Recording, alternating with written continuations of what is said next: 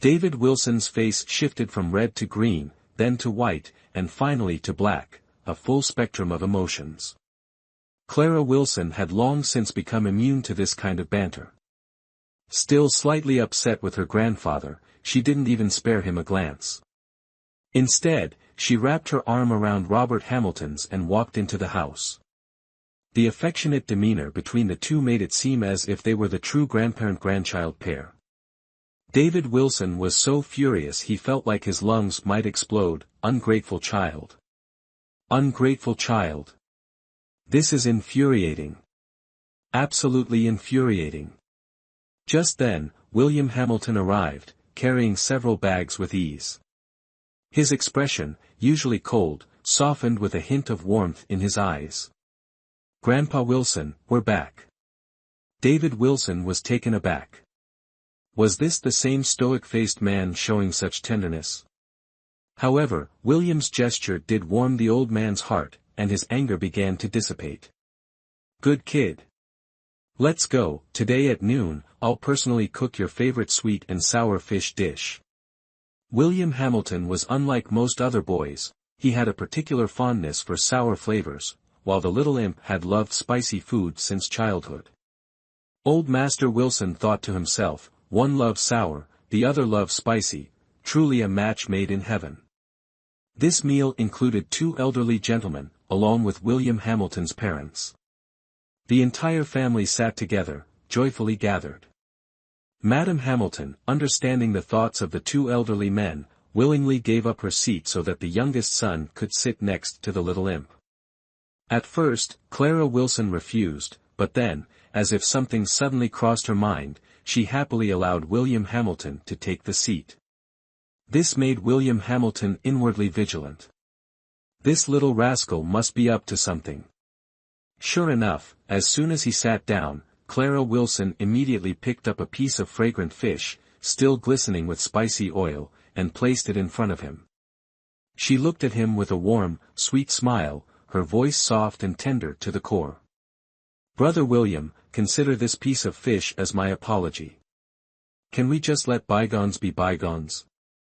After speaking, her dark, sparkling eyes blinked adorably, making her look irresistibly cute.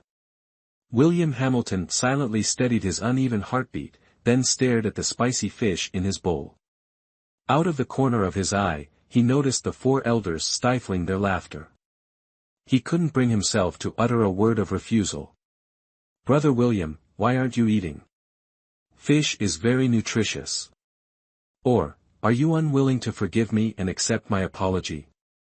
The little troublemaker immediately switched to a pitiful expression, her eyes brimming with a thin layer of tears, looking as though she might cry at any moment. Yet, no matter how innocent she appeared, he could still catch a glimpse of the sly sparkle hidden deep in her gaze.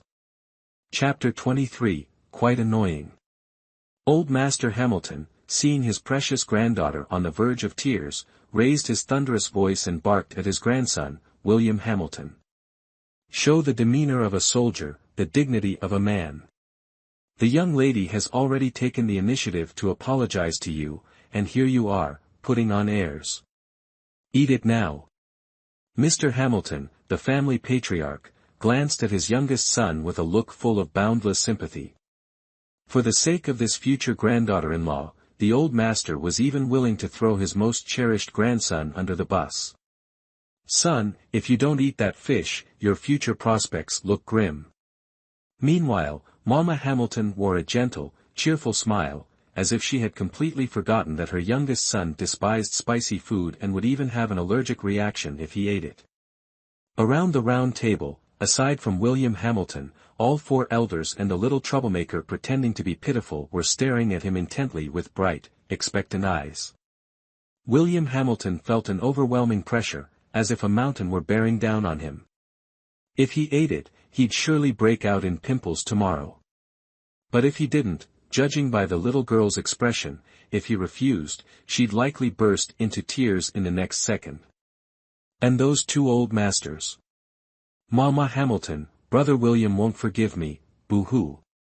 Clara Wilson unleashed another dramatic move, tears falling instantly, accompanied by a pitiful gesture of throwing herself into Mama Hamilton's arms, as if she had been grievously wronged by him. There, Clara, don't cry. If he won't forgive you, Mama Hamilton will punish him for you. Mama Hamilton said, her sharp gaze darting toward William Hamilton.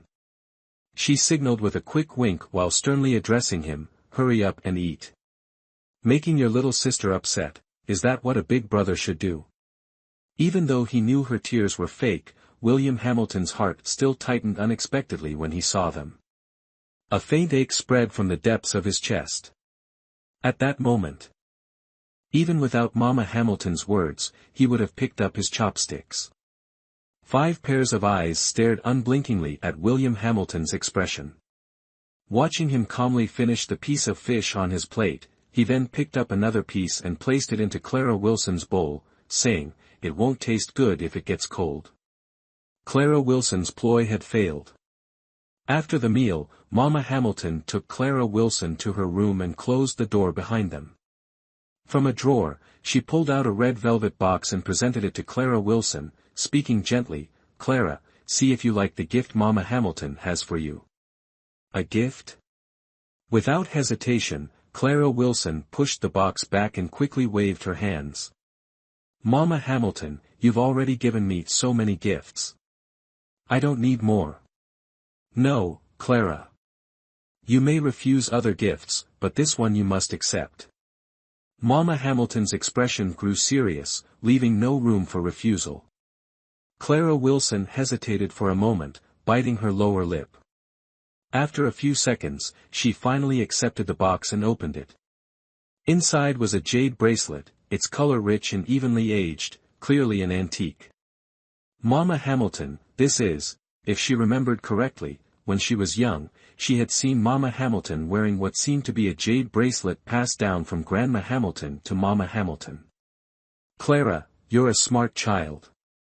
This jade bracelet was passed down to me by Grandma Hamilton. Before she passed, she instructed me to hand it over to her granddaughter-in-law. My dear, it's not just Grandpa Hamilton, but both your father-in-law and I have always considered you as part of the Hamilton family, as William's wife. Though you and William haven't had much emotional connection over the years, I believe you've noticed that William isn't like other men. He may not be good with words, but he has his own way of caring for others. Take the dinner earlier as an example. If William didn't truly care for you, why would he immediately compromise when he saw you crying? Clara, the most important decision we women make in life is choosing a good man to marry. Like me and your father-in-law, I've never regretted marrying him. And you know, Grandma Hamilton was bedridden for 16 years, and it was Grandpa Hamilton who devotedly cared for her all those years without ever remarrying. The men of the Hamilton family are all devoted, and William is no exception." Mama Hamilton's words made the jade bracelet in Clara Wilson's hand gradually warm. Her usually lively and mischievous expression turned calm. She looked at Mama Hamilton seriously and said, "I understand what everyone thinks. Grandpa also wishes for me and William Hamilton to be together. But Mama Hamilton, you can force oil out of seeds, but how can one force love? Feelings that don't come from both sides are meaningless. Clara, answer me honestly. Do you hate William Hamilton?" Clara Wilson wanted to nod, but under Mama Hamilton's gaze, she found she could only utter a kind lie. Not exactly, she hated him immensely. Absolutely despised him. "I'm not an old-fashioned mother," Mama Hamilton said. "I know that young people nowadays value feelings in relationships. I just want you to promise me not to dismiss William outright, and don't reject our suggestion. Try to get to know him better, all right? Coincidentally, your internship is about to end, and you'll be staying at the military base as a military doctor. This way, you'll have more opportunities to see William and understand him better." Clara Wilson thought to herself, "Are you kidding me? You want me to stay at the military base and see his icy face every day? I want to be a forensic doctor, not a military doctor." Well, Mama Hamilton, at that moment, the door was suddenly pushed open, and William Hamilton stood there with a cold expression. His gaze swept over the jade bracelet on Clara Wilson's wrist before he spoke in a deep voice, "Come out, I need to talk to you." The three male elders sat sternly in the living room, particularly David Wilson, whose aged face was so cold it seemed it could freeze over. "Those bastards dared to target Clara. I'll destroy them," he roared. "Grandfather, who's targeting me?" Clara asked. It had been a long time since she had seen her grandfather so furious. Clara felt her heart skip a beat, a foreboding sense rising within her. David Wilson was too angry to respond. Mrs. Hamilton looked at William Hamilton with a worried expression and asked, "What exactly happened? Do you remember the last time Clara encountered those robbers at the bank?" Mr. Hamilton's face turned serious as he looked at Mrs. Hamilton. "Just now, Xiaoyan received a call. The robber who was supposed to be executed today was broken out during transport and is now missing. At the scene, the special agents discovered some words written in blood. I want revenge." All the adults turned their eyes to Clara Wilson. Mr. Hamilton continued, "Xiaoyan's colleagues investigated and found that before his execution, the robber had asked his lawyer to look into Clara. Xiaoyan now suspects that after escaping, his primary target for revenge is Clara." "Me?" Clara pointed at herself, looking confused. "Why me?" "At that time, you injured two of his accomplices.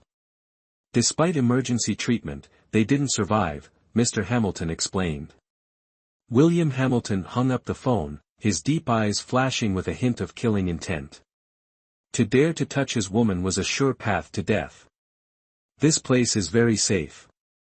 Stay here for the time being. I'll quickly find him, and once it's safe, I'll bring you back." "No way." Clara Wilson spoke without hesitation. "I want to go back with you. If we're searching for someone, we'll do it together. Don't even think about making me hide away." She was a proud and fearless woman, with a powerful family background led by her grandfather. How could she possibly stay at home and cower like a turtle in its shell? Chapter 24, surprised by Clara Wilson's stubbornness, her refusal to heed advice on anything, and her particularly impulsive nature sometimes truly exasperated William Hamilton. There were moments he felt like grabbing her and giving her a few smacks on the backside. William Hamilton furrowed his brows, silently staring at her without saying a word. Before he could speak, Mother Hamilton shook her head and said, "Clara, you should listen to William. This person is about to face execution, and on the way, there's still a chance he could be rescued. This shows that someone powerful must be backing him. Staying at home is definitely safer than being outside." Mother Hamilton, please stop. I am a soldier. In my dictionary, words like retreat, cowardice, and fear do not exist. Moreover, I believe we might not find this person and his accomplices quickly, but if I take the initiative to appear, we might lure the snake out of its hole and bring the criminal to justice faster. Clara Wilson turned to look at David Wilson, her bright eyes flashing with determination. She understood that in such a major matter, if her grandfather didn't approve, nothing would work. On the contrary, if he gave his nod, even if the Hamilton family disagreed, she could still follow them back to the military district. David Wilson stroked his goatee thoughtfully, his seemingly calm eyes flickering with a myriad of emotions. He and Clara Wilson locked gazes in silence. Robert Hamilton, standing nearby, interjected, "Old man, you need to think this through carefully. This is a matter of Clara's life. We absolutely cannot take this lightly." He greatly admired Clara's spirit of facing danger without flinching, but regardless of that, he hoped even more that Clara could remain safe. "Wilson, Grandpa." William Hamilton's deep, solemn gaze fixed on the old man. In a moment unseen by Clara Wilson, he subtly shook his head, signaling he did not want Clara to put herself in danger. Seconds passed. Everyone awaited David Wilson's response. Clara Wilson's serious expression revealed a hint of tension as she stared unblinkingly into her grandfather's eyes. Suddenly, she grinned widely, grabbed the backpack beside her, and looked at William Hamilton with bright, determined eyes. "Let's go, William. We can't give the criminal another chance to act." With that, she dashed out. "Old man." David Wilson waved his hand, his face as serious as it could be. "Say no more. I trust my granddaughter. If his son and daughter-in-law were here today, they would certainly agree." The car sped along the highway. William Hamilton remained silent the entire journey, his gaze fixed straight ahead. Many times, Clara Wilson stole glances at his face, but his sharp, resolute profile was as cold as ice, as if someone owed him $8 million. Clara Wilson, naturally restless, felt the need to clarify a few things with Lieutenant Colonel Hamilton as they neared the military district. "Lieutenant Colonel Hamilton, regarding this matter. If you've chosen to follow me, then from this moment on, you are my soldier. A soldier's foremost duty is to follow orders. If you disobey me, I will immediately have someone send you back." William Hamilton gave her no chance, his steady voice rang out without a trace of emotion. "Until we catch those people, you are not allowed out of my sight. I will seek leadership approval to have Susan Hamilton stationed here with you." Clara Wilson had anticipated someone like William Hamilton, who would meticulously arrange everything. However, the phrase, "you are my soldier," still made her particularly uncomfortable. Turning her face away, she muttered something under her breath. William Hamilton glanced at her briefly, then withdrew his gaze, his deep eyes cold and distant. That person. The vehicle drove straight to the large mountain outside Zone 3. Clara Wilson had never been here before, but she knew that at the end of this road was the most famous special training base in Zone 3. In other words, this place was William Hamilton's true territory. As soon as the off-road vehicle stopped, Vivian Hamilton, Peter, and Susan Hamilton rushed over. Susan Hamilton first saluted William Hamilton properly, then pulled Clara Wilson into a nearby tent. "Captain, why did you bring Clara Wilson here? She's currently the target of the bandits," Peter exclaimed, both worried and confused. Vivian Hamilton smacked Peter on the head, analyzing the situation based on William Hamilton's expression. He glared at Peter with disdain. "Don't go around saying I'm your mentor. So embarrassing. Haven't you known Clara Wilson long enough to understand her personality? She must have insisted on coming along, and the lieutenant colonel couldn't stop her." As he spoke, he cast a fawning look at William Hamilton. "Am I right, Lieutenant Colonel?" William Hamilton's icy gaze fell on him. He looked at him and said, "Is this what you wanted to tell me?" Vivian Hamilton immediately dropped his cheerful expression and shook his head seriously. "Of course not. I've investigated everything you asked me to. All the current information is in the command camp. As for the leadership over there." The two continued talking as they headed toward the largest tent. Peter stood frozen in place, scratching his head and looking around, finally deciding to follow his captain. Clara Wilson was led by Susan Hamilton to a small tent next to the large one. She looked at Susan in surprise and smiled. "You got here so fast. Just a few minutes ago, Hamilton told me he'd seek leadership approval to have you join me, but you arrived even faster than I did." Smile, smile, smile. Is this really the time to be laughing? Susan Hamilton put on a stern expression, her petite face tense and serious as she looked at her. "I'm telling you, Wilson, right now you're the biggest target for the enemy, unmatched by anyone. How can you still laugh so carefree like that? I beg you, can you take this seriously for once? Do you even know what kind of people you're up against?" "Of course, I know." Clara Wilson shrugged indifferently, casually picking up the glass of juice next to her and taking a sip. Fresh juice.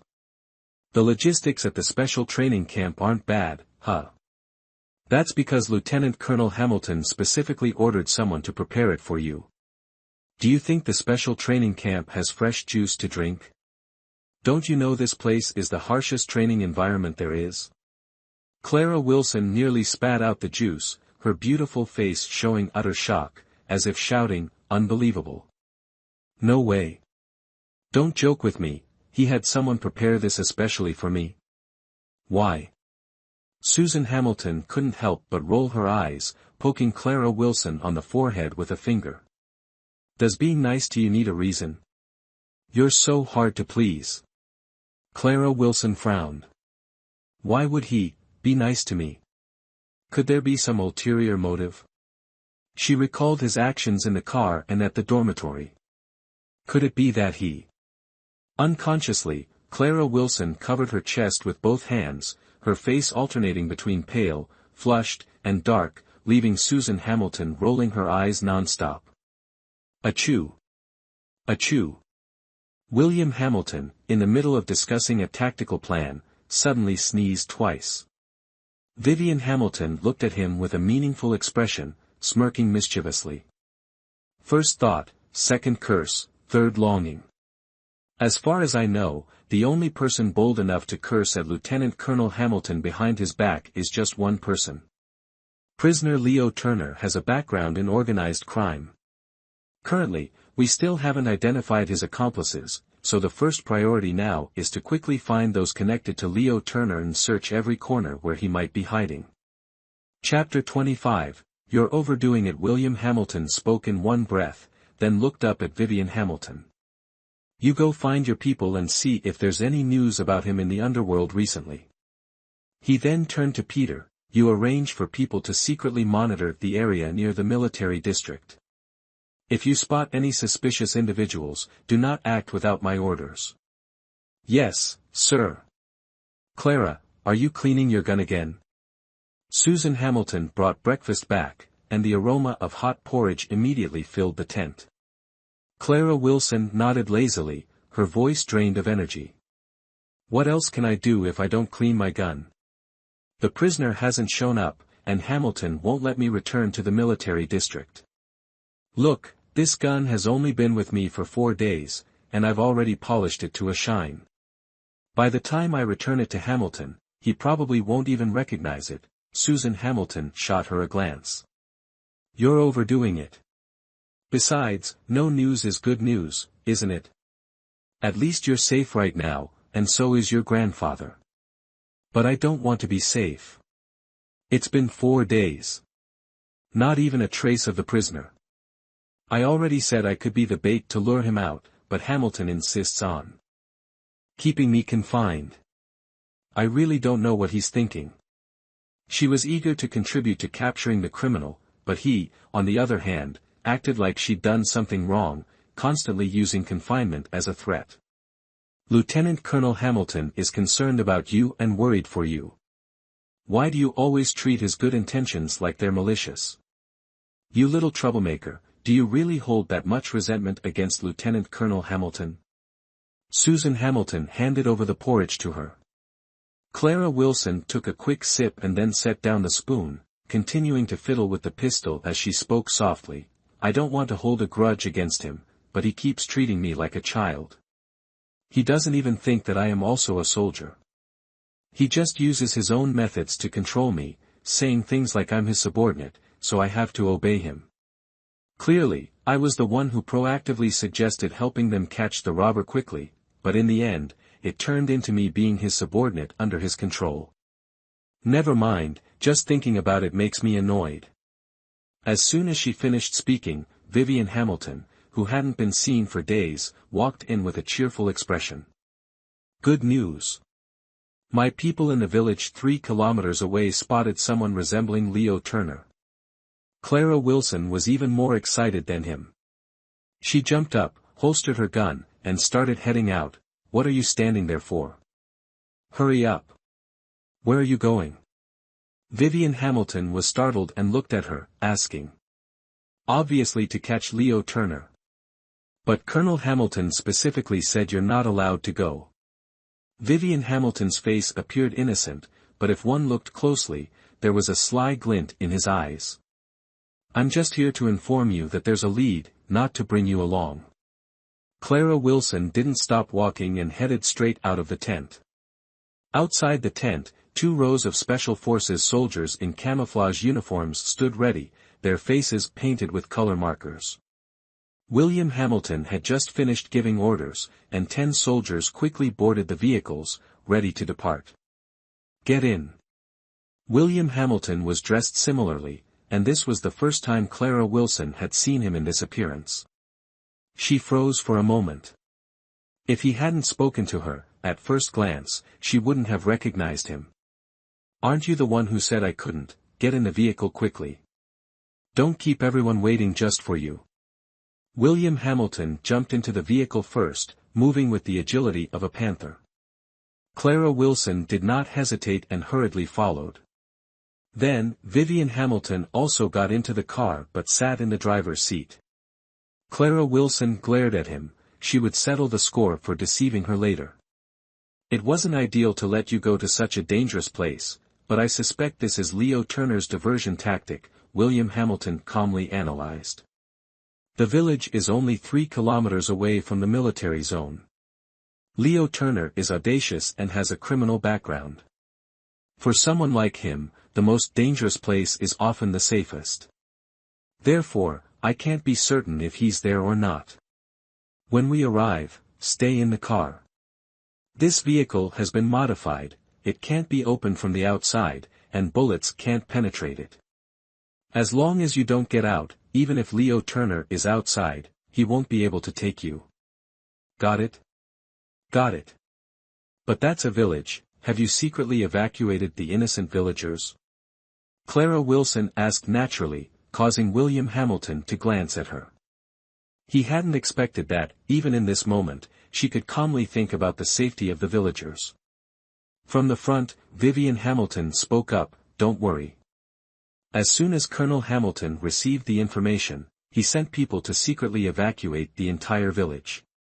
Now, only our people are there. 10 minutes later, Clara Wilson saw the village. The village was very quiet, almost deserted. 2 rows of tile-roofed houses lined both sides of the road. Occasionally, there were 2-story brick houses, likely belonging to the wealthier families in the village.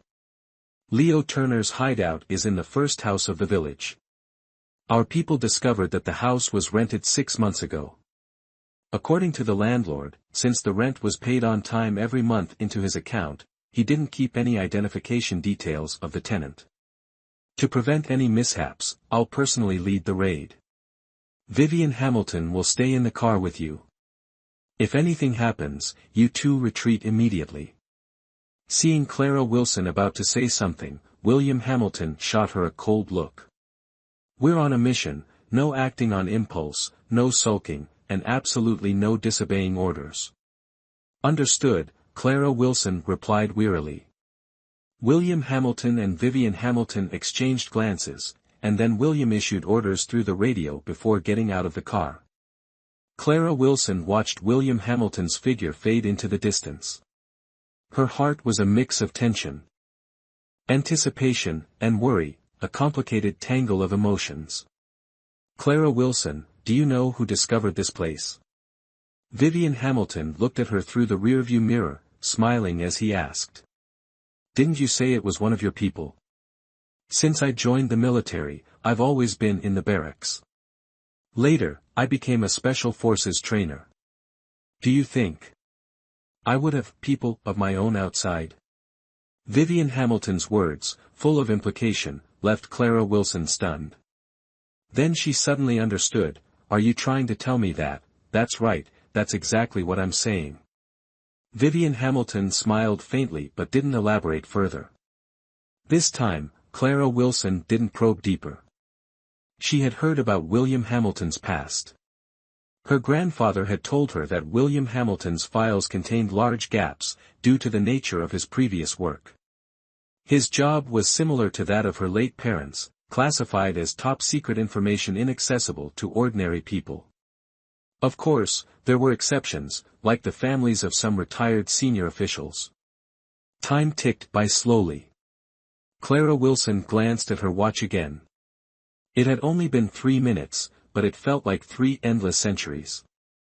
At that very moment, both Clara Wilson and Vivian Hamilton noticed, through the rearview mirror, a young woman dragging a suitcase as she entered the village. Clara Wilson was taken aback. Didn't you secure the traffic around the village?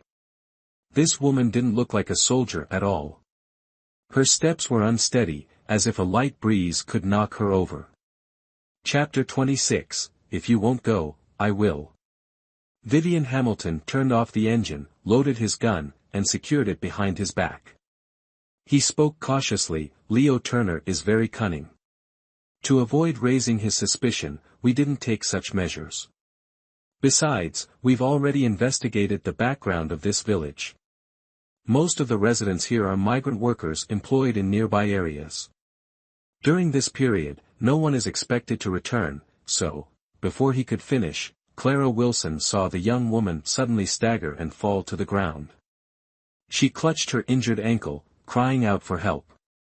Although there were a few soldiers disguised as villagers around her, without William Hamilton's orders, no one dared to act recklessly. Let me go check on her, she seems to be seriously injured.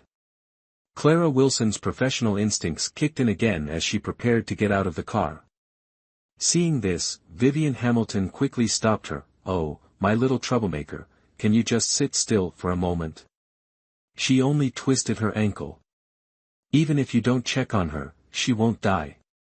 It's fine, isn't it? Didn't you see her carrying luggage? She might have just come from somewhere else. Besides, everyone around is one of us. I've also trained in martial arts, she can't possibly harm me.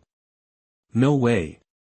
Did you forget William Hamilton's instructions before we left? Having no other choice, Vivian Hamilton had to invoke Lieutenant Colonel Hamilton's name, but Clara Wilson paid no heed. Instead, she glared at him with a determined expression that clearly said, I absolutely must get out of this car. Can you stop adopting that stubborn Hamilton attitude? The mission is always the priority, but ignoring injured civilians. Then what's the point of your existence? Is this what you call protecting the homeland?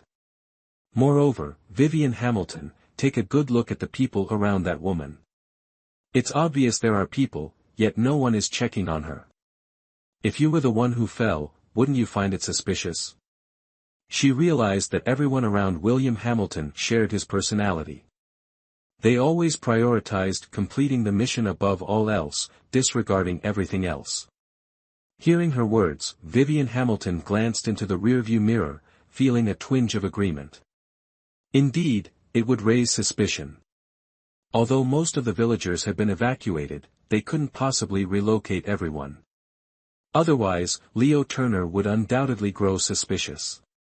But he also knew that without William Hamilton's orders, the soldiers outside wouldn't take any action. At this point, it seemed that the only ones who could step in were him and Clara Wilson. However, Clara Wilson absolutely could not leave the car. That being the case. You're so slow, no military bearing at all. If you won't go, I will.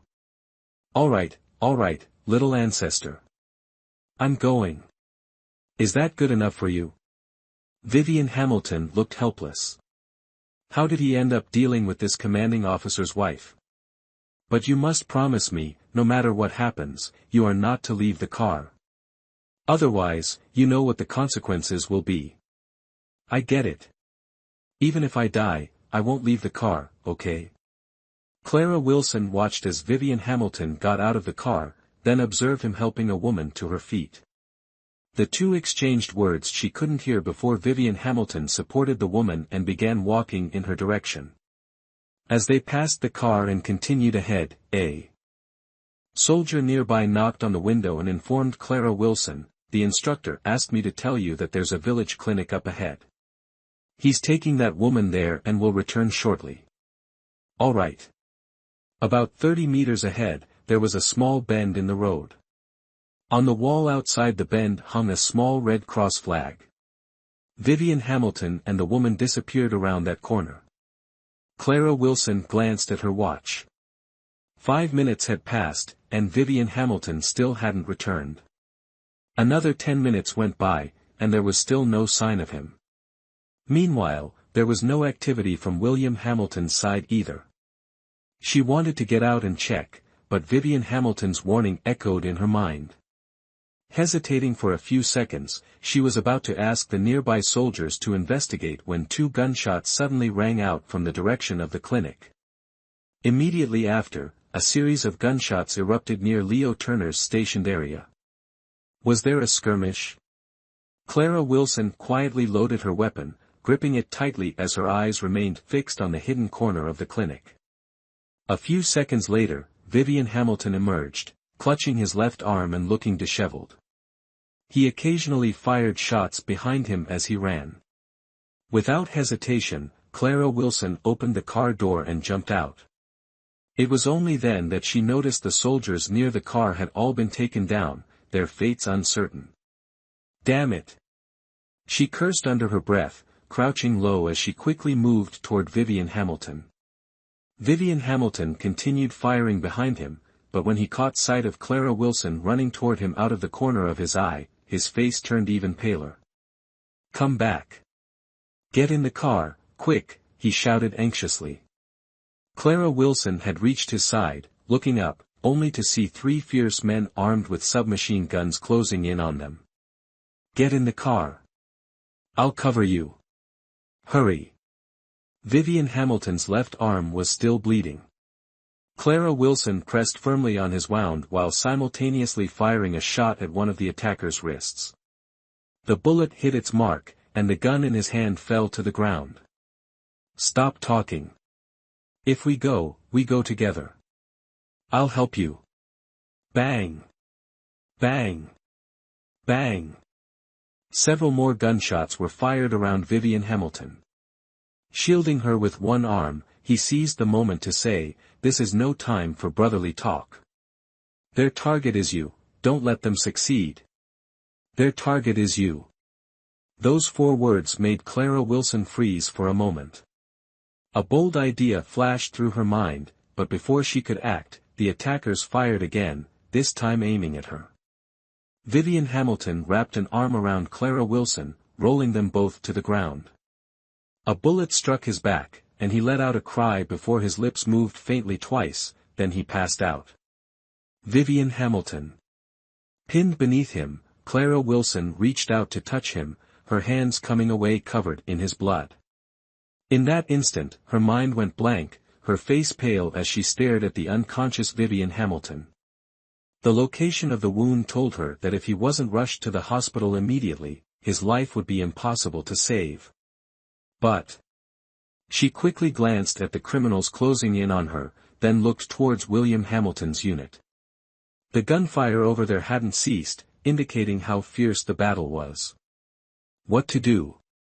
What to do? Right now, she was the only one who could take Vivian Hamilton to the hospital, but given the current situation, she was clearly no match for these men. 1 against 4, it was unreasonable. She couldn't afford to lose her life here. Just then, a familiar man stepped out of the medical station, dressed in camouflage military uniform, wearing black combat boots, and sporting sunglasses. Behind him were 4 tall, burly men with headscarves. "It's you." Clara Wilson immediately recognized him. Leo Turner's gaze was filled with malice, and even though his sunglasses concealed his eyes, Clara Wilson could still feel it. He hated her so much. Clara Wilson. Trainee military medic from Zone 3. The pampered young lady from a powerful family.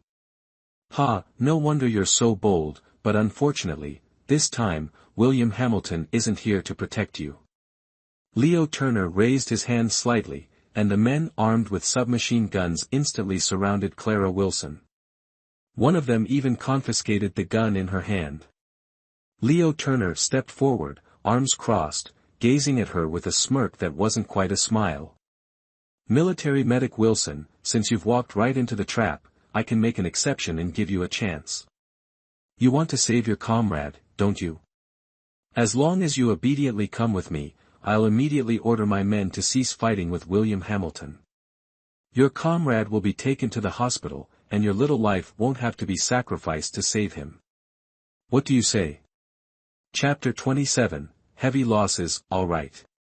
Clara Wilson nodded without hesitation. At this moment, nothing was more important than saving Vivian Hamilton's life. Leo Turner's smile grew with a hint of admiration, nodding continuously, though his voice carried a trace of regret. If you hadn't killed my brothers, perhaps I would have considered making you my woman. A bold and loyal woman like her was truly worthy of standing by his side. It was just a pity that. Clara Wilson stood up, flanked by two men holding guns. She stared coldly at Leo Turner. I can go with you, but how do I know you will stop the fighting? Leo Turner waved his hand toward his comrades, smiling mysteriously, you'll find out soon enough. The moment he finished speaking, Clara Wilson felt a sharp pain at the back of her neck, and everything plunged into endless darkness. Boss, what should we do with this one? A tall man who always followed Leo Turner spoke fluently in English, asking nonchalantly. Don't bother with him. If he survives, he's lucky, if he dies, even better. Leo Turner glanced toward the direction where gunfire continued to echo without pause, the corner of his mouth curling into a smile devoid of any warmth. William Hamilton, our game has only just begun. This confrontation left both sides gravely wounded. No one expected Leo Turner's subordinates to be well-trained mercenaries. While cleaning up the scene, Peter found a mercenary ID card on one of the deceased.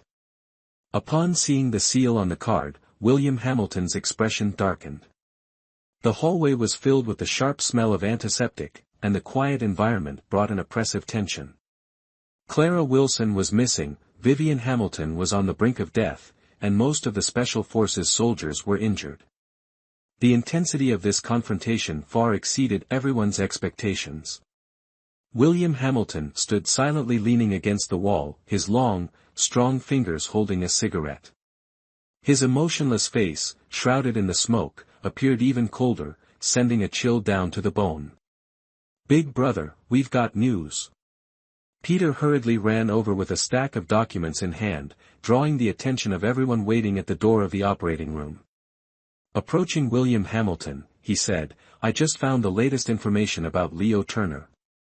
It turns out that 7 years ago, Leo Turner was part of an international organization with a criminal background, and that organization was none other than the infamous Red Falcon from years ago.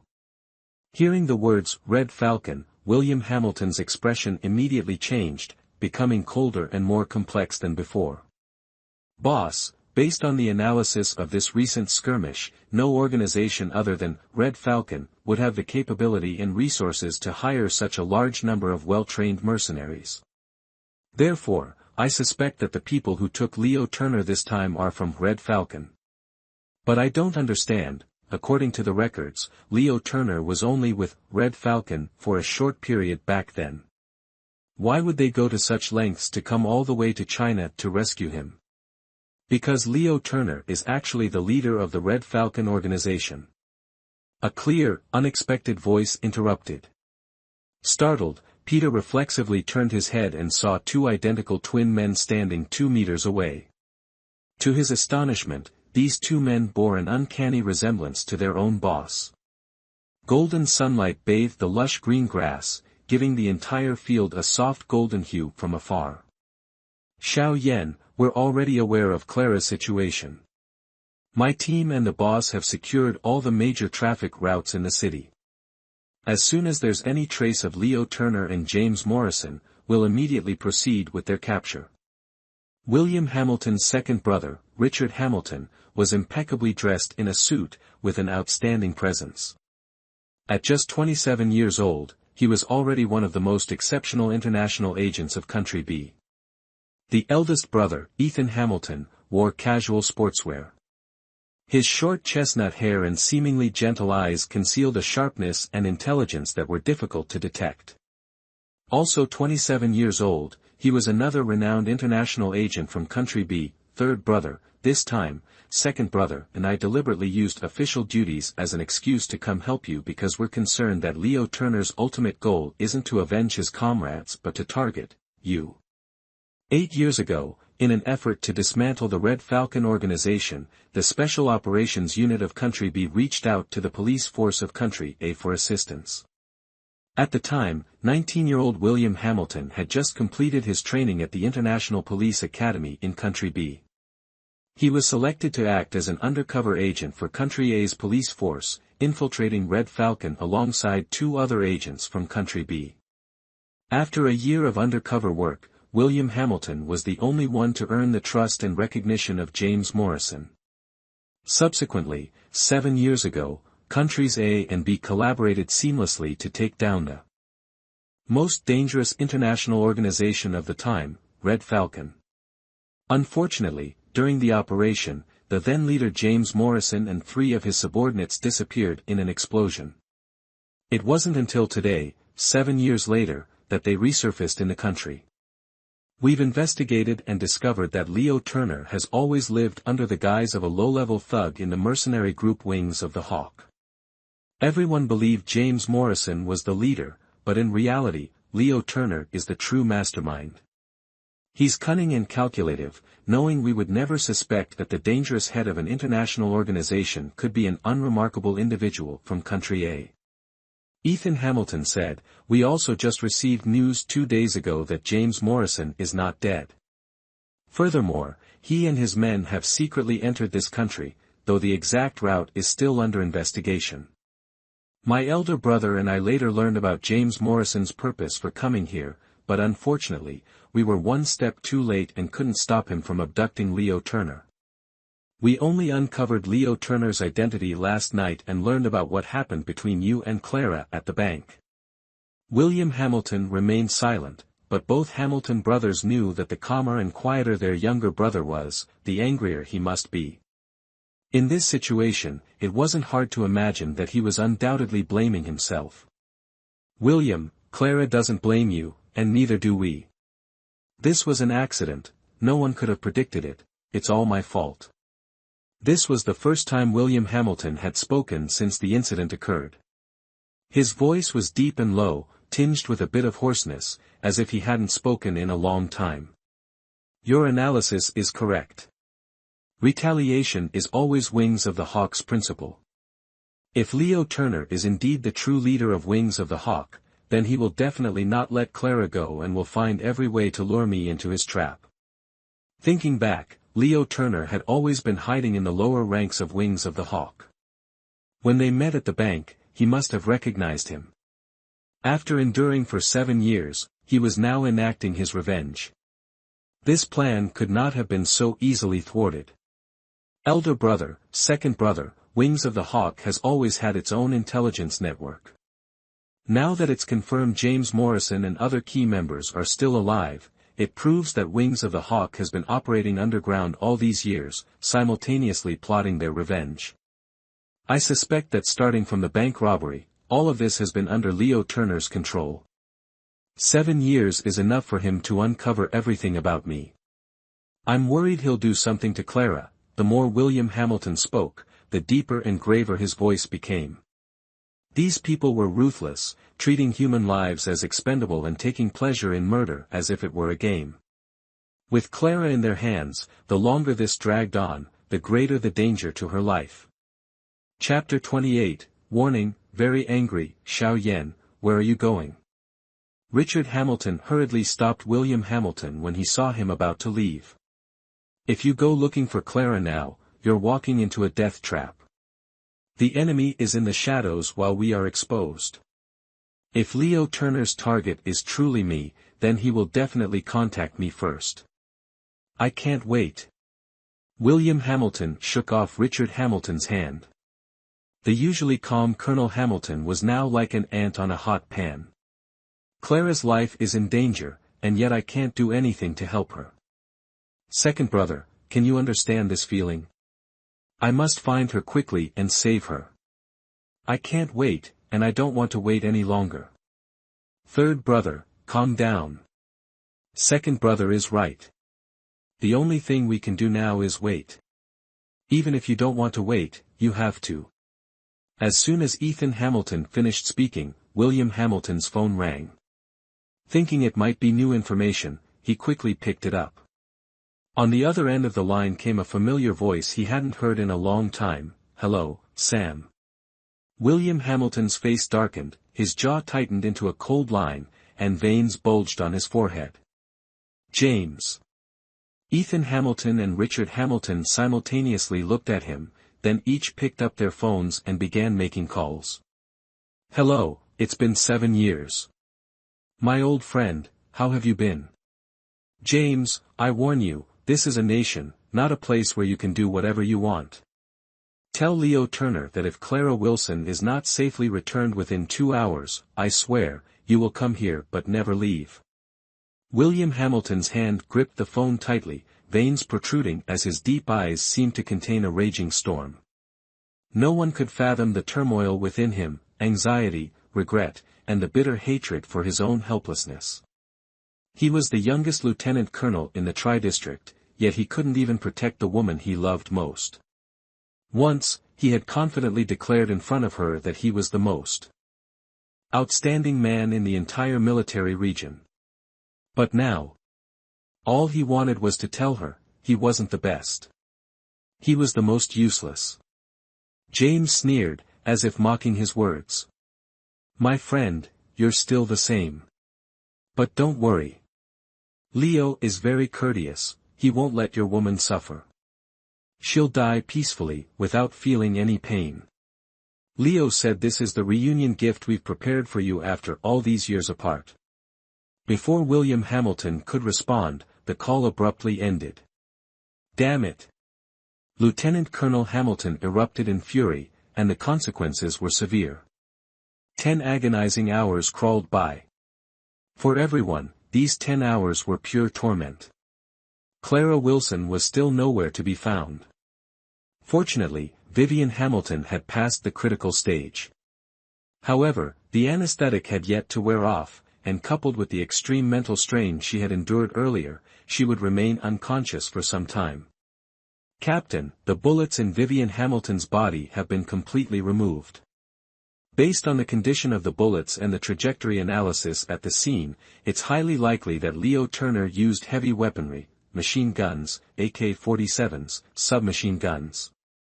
Moreover, we still don't know how many mercenaries he has under his command. If we engage in direct combat, our chances of success are slim.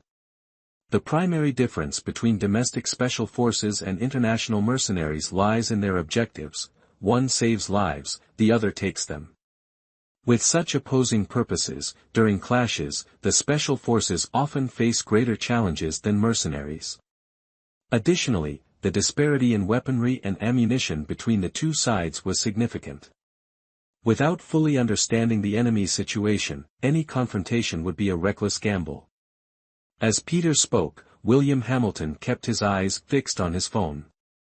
A red dot glowed on the screen, and he stared at it intently, occasionally adjusting the map. "Captain, is that," Peter was stunned, his face full of astonishment, "isn't this? Found it." At the moment the red dot turned green, William Hamilton's tightly furrowed brows finally relaxed a little. "Immediately notify the technician, track locator device number 17150, hurry up. Boss, Sam told me to relay a message to you, he wants to meet his woman as soon as possible, or else, he'll make sure we won't leave here alive." Hanging up the phone, James smiled and spoke casually, using the broken Mandarin he had learned, imitating William Hamilton's accent. Leo Turner showed no surprise. Like James, he smiled as he looked at Clara Wilson, who had just woken up, her face revealing an exaggerated expression of fear. "What should we do now? We're so scared, Miss Wilson.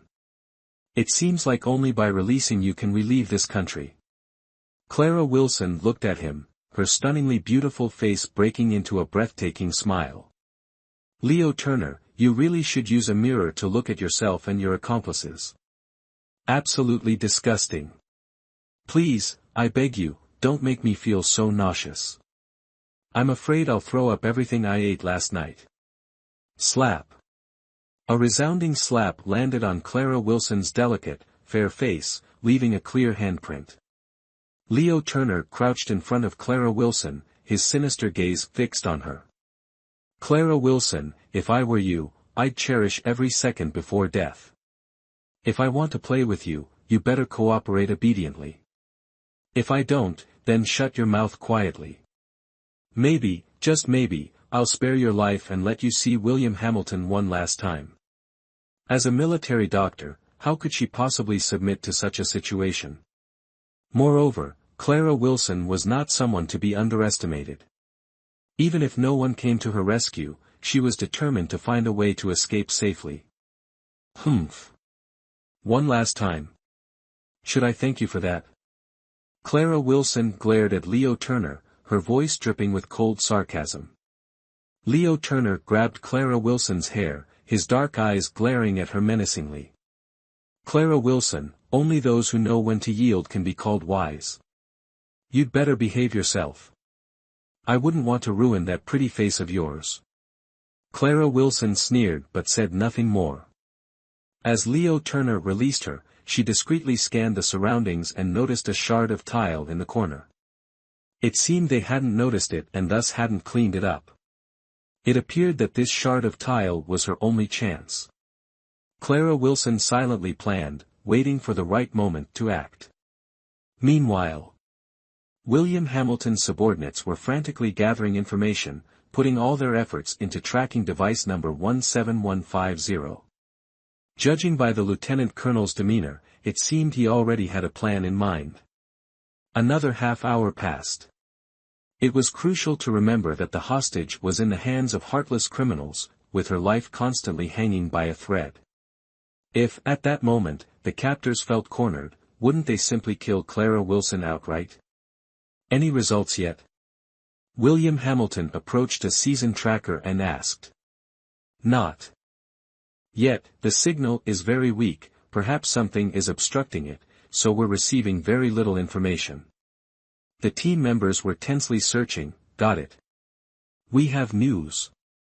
William Hamilton immediately stepped forward, seeing the red dot on the screen. He pointed at the location and said, immediately pull up satellite images of this place, I want to see the situation inside the room. Understood. The technician skillfully operated the computer, and after inputting some data, the screen instantly displayed a flat map reflected by the satellite. Inside the room, Clara Wilson was sitting on the floor, tightly bound, while the others seemed to have run out of patience. Notify Squad 3, prepare to move out. William Hamilton took a silent deep breath, wishing he could appear in front of Clara right away, take her away, and keep her far from all this chaos. Chapter 29, The intention to give up. However, how could he not understand deep in his heart, as long as she stayed by his side, as long as the military still needed him, he would always place himself in invisible danger. For the first time, this was the first time William Hamilton had the thought of giving up. Was it really right to keep Clara by his side? Outside the dilapidated room, 2 squads surrounded the building. All members were dressed in camouflage, blending into the green grass nearby. William Hamilton personally commanded the operation, with a technician holding a computer by his side, allowing him to monitor the situation inside at any moment. Clara Wilson's wrists were bound too tightly, leaving clear red marks.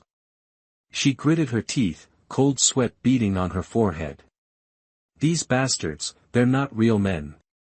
Only knowing how to use such tactics to restrain her, they didn't even dare to fight her one-on-one.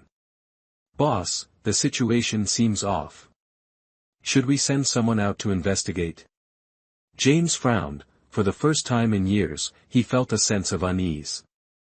He couldn't help but wonder if it was because their opponent was Sam. James, this isn't like you. Leo Turner looked at him without any expression. We've been planning for years, and now at the critical moment, you're scared? James shook his head. No, boss, I'm not scared, it's just. Enough. Just do your job. This time, I'll make sure Sam pays. Leo Turner interrupted James with an impatient expression, skillfully twirling the dagger in his hand. He stepped in front of Clara Wilson, one hand stroking his chin while the other pressed the cold blade against her smooth face. He sneered, beautiful medic, it seems no one is coming to save you. Looks like, in William Hamilton's eyes, you're not worth much. Why don't you come with me instead? Once this is over, I'll take you abroad to enjoy life, much more exciting than staying by William Hamilton's side.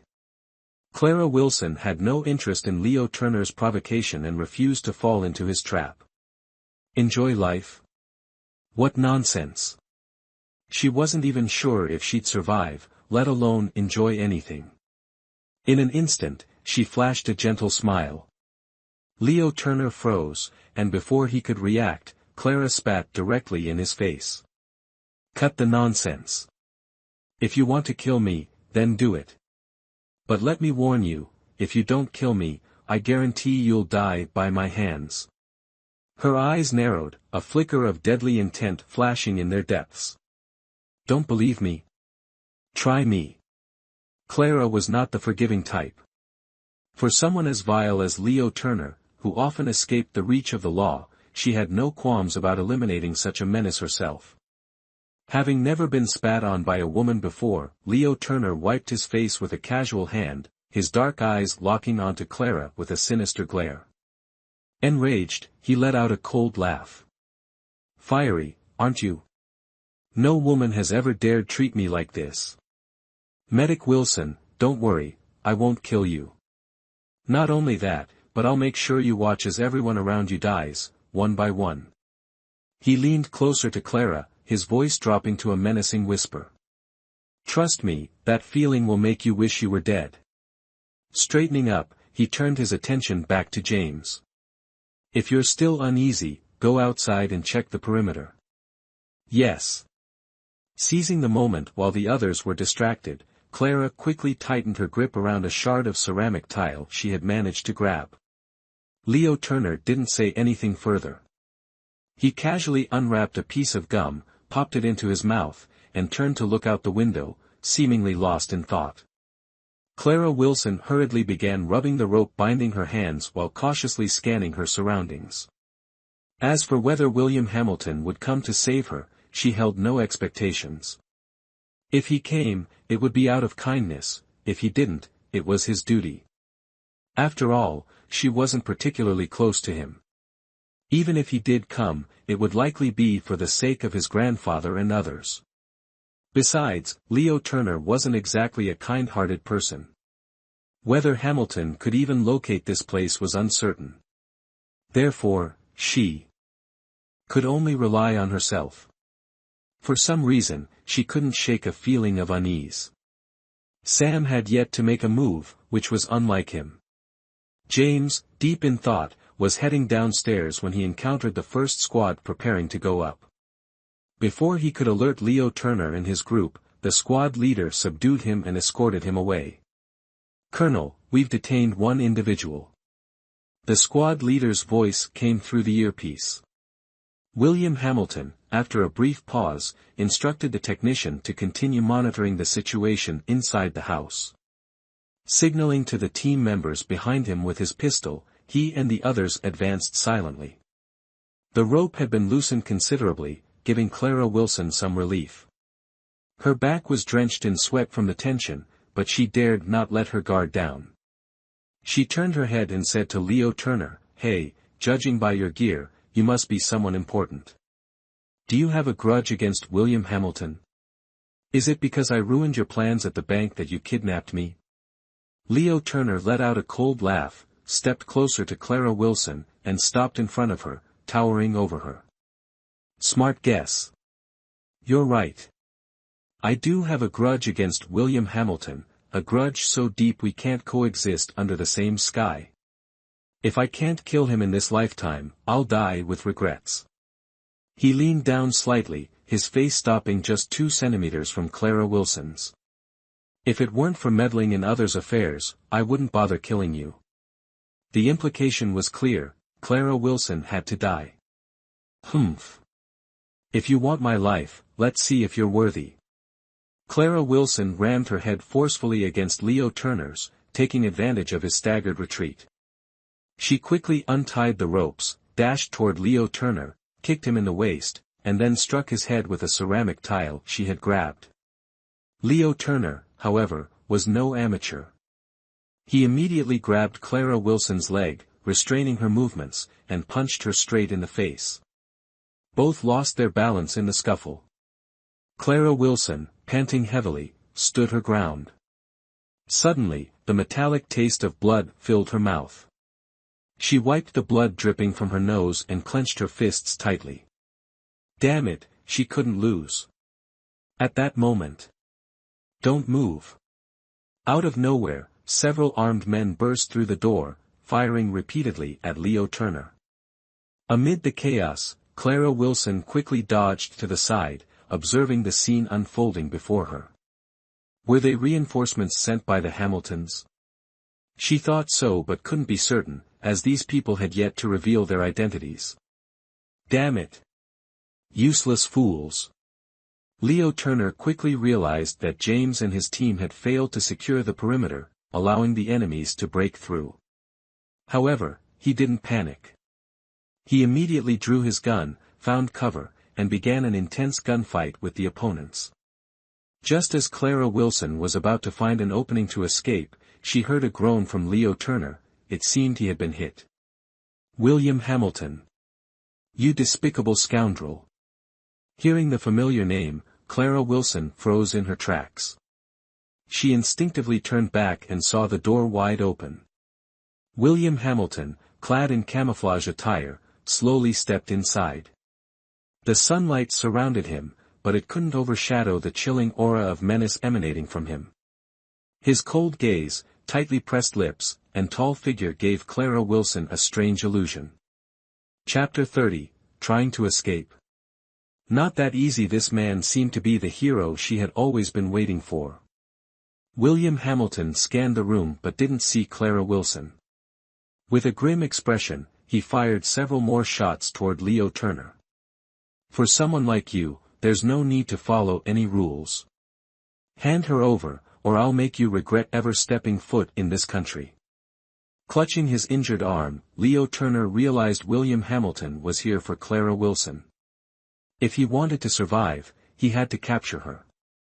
Leo Turner glanced at the bottom right corner and, without hesitation, headed into the room. Clara Wilson sensed something was off.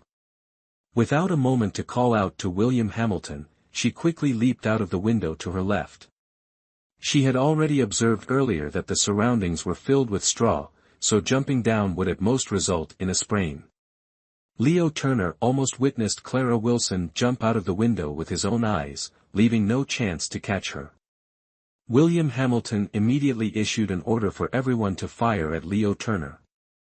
But what William Hamilton didn't expect was that Leo Turner also jumped out of the same window. Notify the other two squads to take action. If necessary, handle it on the spot. After saying that, William Hamilton also jumped out of the window. After jumping out, Clara Wilson immediately ran toward the safe zone. A few minutes later, Leo Turner followed, chasing Clara Wilson. Even if he were to die, he was determined to take someone down with him. Upon landing, William Hamilton saw Clara Wilson running ahead. To cover her, he fired several shots at Leo Turner. Clara Wilson didn't look back and continued running quickly because she knew the one firing must be William Hamilton. At this moment, she was unarmed and shouldn't confront Leo Turner directly. She could only rely on William Hamilton to deal with him. Humph. Trying to escape. It won't be that easy. Leo Turner pulled out a small silver pistol from his belt and fired several shots at Clara Wilson. This grassland was full of uneven muddy terrain, but Clara Wilson, being a trained soldier, could still maintain her normal running speed even on such ground. However, bullets are always faster than humans. Leo Turner's bullet pierced straight into Clara Wilson's calf, blood splattering everywhere. Clara Wilson felt a sharp pain in her leg, almost collapsing. She quickly turned her head to look back. Thankfully, Leo Turner was still some distance away. Keep going. You think you can escape? Leo Turner fired another shot at Clara Wilson. Upon hearing the gunshot, for the first time, William Hamilton's usually composed face showed a hint of panic. Clara, Please don't let anything happen to you. As this thought crossed his mind, the bullet had already flown. At that moment, Leo Turner noticed William Hamilton behind him and quickly dodged, narrowly avoiding the bullet. But his left arm wasn't as fortunate, taking a hit as he evaded. William Hamilton kicked Leo Turner's hand, sending the pistol flying several meters away. You shouldn't have hurt her. William Hamilton stared intently at Leo Turner, his finger on the trigger, seemingly ready to pull it at any second. Meanwhile, Clara Wilson had reached a safe area, where several Special Forces soldiers rushed forward to help her into a vehicle. Sam, it's been many years. Your skills have improved even more since back then. The gunshot wound made Leo Turner's face pale, cold sweat dripping from his forehead, but even when facing William Hamilton's gun barrel, he showed no fear. William Hamilton's face was emotionless, his eyes like deep, bottomless pools, but Leo Turner knew that if William Hamilton had lost even a shred of restraint, he would already be dead under the barrel of his gun. You should not have hurt her. Haha, who would have thought the renowned Colonel Hamilton has a weakness, a vulnerability. What a pity. Leo Turner coughed violently twice. You shouldn't have let me find out. Leo Turner, I will personally send you and your accomplices to hell. As soon as William Hamilton finished speaking, Leo Turner's expression changed. He laughed maniacally. Do you think you can capture me like this? Ha! Seeing this, William Hamilton's face suddenly shifted. He was about to speak when a series of intense gunshots erupted from behind. Out of nowhere, several individuals appeared, armed with sniper rifles, firing in this direction without seeming to care about Leo Turner's safety. Amidst the chaos, a black car approached from a distance, speeding directly toward William Hamilton. Watch out! The special forces stationed in the building shouted urgently. Earlier, during the terrain survey, there had been no sign of these people. Where on earth did they come from? William Hamilton rolled to one side, taking cover behind a tree. Kneeling on the ground, he held his gun and fired several shots at the tires of the approaching car. Get in the car, quickly. Leo Turner stood up from the ground, stuck out his tongue at William Hamilton, and said with a grin, Sam, this time it's just a warning. Next time, you won't be so lucky. See you. Unexpectedly, Leo Turner still had a backup plan. Could it be that someone within the country was assisting him? The opponent had clearly prepared in advance. Peter initially intended to give chase but was stopped by William Hamilton. No need to pursue, be cautious of an ambush. Inform everyone to retreat. But Captain, James just escaped after being captured. William Hamilton stared at Peter for a moment, making Peter's scalp tighten, unable to lift his head to meet William Hamilton's gaze. After a few seconds of silence, he calmly said, Contact the police, tell them to quietly monitor the situation in the city. If they notice anything unusual, inform us immediately. Understood. Upon receiving the order, Peter dashed off in an instant. Several Special Forces units participating in the operation quickly regrouped and drove back to the base. After giving instructions to his subordinates, William Hamilton headed to the medical tent. Susan Hamilton was treating Clara Wilson's injuries. Seeing Clara's once rosy face now pale as snow, William Hamilton's heart clenched. However, he, a man known for concealing his emotions, showed little reaction. How is she? He asked as he stepped beside Susan Hamilton, looking at Clara Wilson, who was gritting her teeth in pain, his brows furrowing. It didn't hit any vital spots, just lost a bit too much blood. Remove the bullet and rest for a while, and it'll be fine. Susan Hamilton spoke as she sterilized the tweezers. William Hamilton nodded, silently stepped toward Clara Wilson, rolled up his sleeve, and extended his arm. Clara Wilson was stunned, looking up at him. What are you doing? If you want to bite, bite me. If you want to pinch, pinch me. Just don't hurt yourself.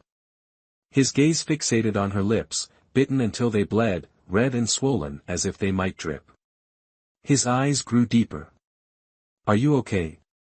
Suddenly, Clara Wilson wondered if perhaps William Hamilton thought her kidnapping this time had something to do with him, which is why he willingly offered his arm for her to bite.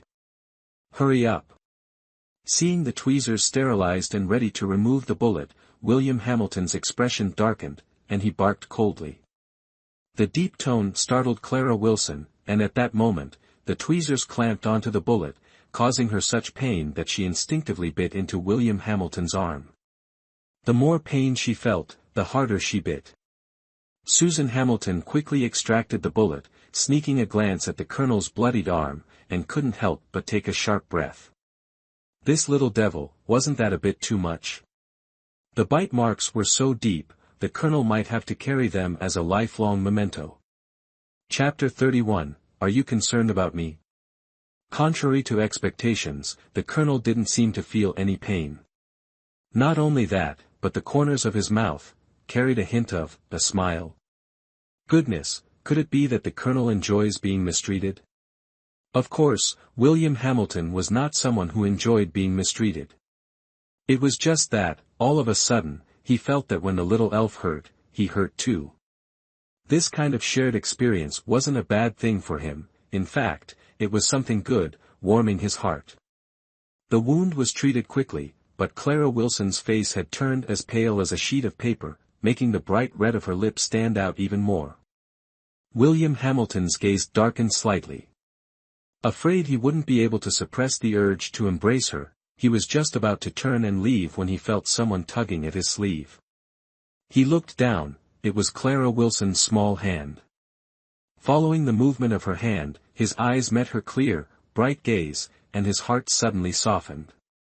"Is there something else?" His tone unconsciously became gentler. Clara Wilson bit her lower lip. This was the first time she had shown such hesitation in front of William Hamilton. "Well, shouldn't you treat this wound of yours a little?" After all, he had let her bite him. Letting the colonel walk out with a bleeding wound didn't seem appropriate. Moreover, if her beloved grandpa found out, she wouldn't hear the end of it. William Hamilton's eyes lit up, but he quickly masked it. "Are you concerned about me?" Clara Wilson blinked, then blinked again, staring at him for a long moment. Suddenly, she burst out laughing. "Colonel, if you want to bleed out while walking around, I have no objections. Just make sure your subordinates don't come bothering me about it." With that, she shrugged, grabbed the glass of water nearby, and tilted her head back to finish it. Because the glass shielded her face, William Hamilton couldn't see Clara Wilson's cheeks flush red for a fleeting moment. Damn it, why was she so captivated by this Hamilton guy? "They won't bother you." Clara Wilson's reaction made William Hamilton feel like a fool. His face darkened immediately as he coldly threw out the words before turning and walking out of the tent. Clara Wilson said nothing, set the glass down, and stuck her tongue out at his retreating figure. Susan Hamilton, standing nearby, couldn't help but sigh deeply. "I say, you little troublemaker, would it kill you to go along with the colonel's wishes for once? Would saying something caring really hurt you? After all, he let you bite him, and quite hard at that. What's the harm in saying something nice?" "Why should I say something nice? He offered his arm himself, I didn't ask to bite him." Despite her words, Clara Wilson blinked a few times, clearly feeling a twinge of guilt. All right, I'm done. Anyway, you'll be the one suffering for it later." Susan Hamilton finished speaking and carried the items outside. "That's how it is." The little elf muttered, her gaze fixed on the wound as she stared blankly. 2 hours later.